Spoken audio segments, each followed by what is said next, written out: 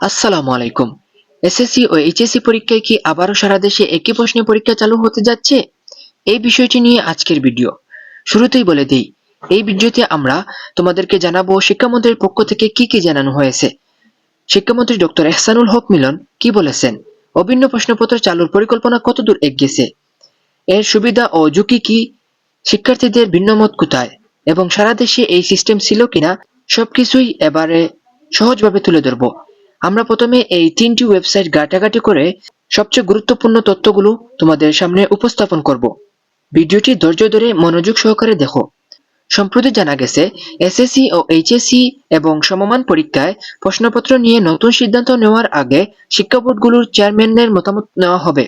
অর্থাৎ সরকার সরাসরি কোনো সিদ্ধান্ত নিচ্ছেন না, বরং দেশের সব বোর্ড, যেমন Dhaka board, Rajshahi board, Comilla board, Jessore, Barisal, Dinajpur এবং ময়মনসিংহ বোর্ড এবং সবশেষে সিলেট বোর্ড, এই বোর্ডগুলোর মতামতের ভিত্তিতে চূড়ান্ত সিদ্ধান্ত নেওয়া হবে।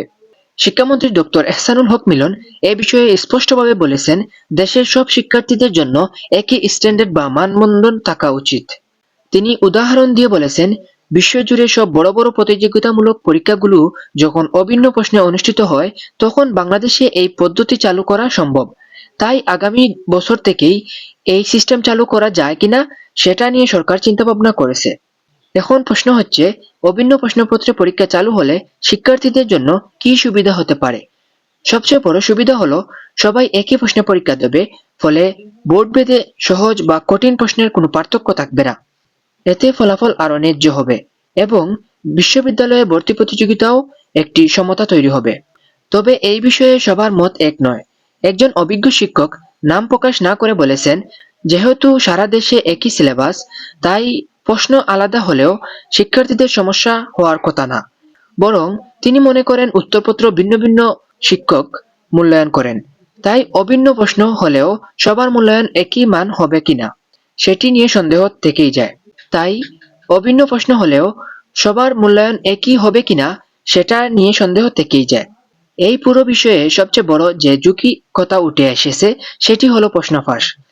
যদি সারা দেশে একই প্রশ্নে পরীক্ষা নেওয়া হয় এবং কোনো একটি জায়গা থেকে প্রশ্ন ফাঁস হয়ে যায়, তাহলে তা খুব দ্রুত পুরো দেশে ছড়িয়ে পড়ে, ফলে পুরো পরীক্ষা স্থগিত করার মতো পরিস্থিতি হতে পারে। অন্যদিকে আলাদা প্রশ্ন থাকলে কোনো একটি বোর্ডের সমস্যা হলে সেটিকে আলাদাভাবে নিয়ন্ত্রণ করা তুলনামূলক সহজ। এখন যদি আমরা একটু পিছনে তাকাই, তাহলে দেখব বাংলাদেশে আগে কিছু অভিন্ন প্রশ্নপত্রে পরীক্ষা নেওয়া হতো।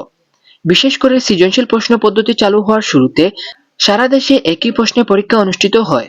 কিন্তু 2014 সালের পরে প্রশ্ন ফাঁসের ঘটনা বেড়ে যাওয়ায় এই পদ্ধতি পরিবর্তন করে বোর্ড ভিত্তিক আলাদা প্রশ্ন চালু করা হয়।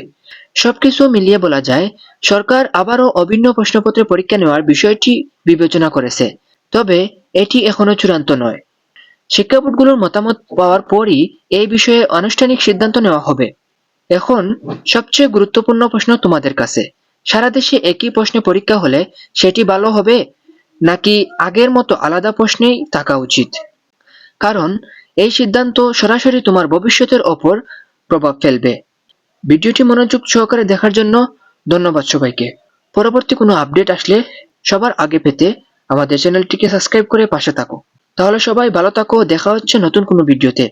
ধন্যবাদ সবাইকে।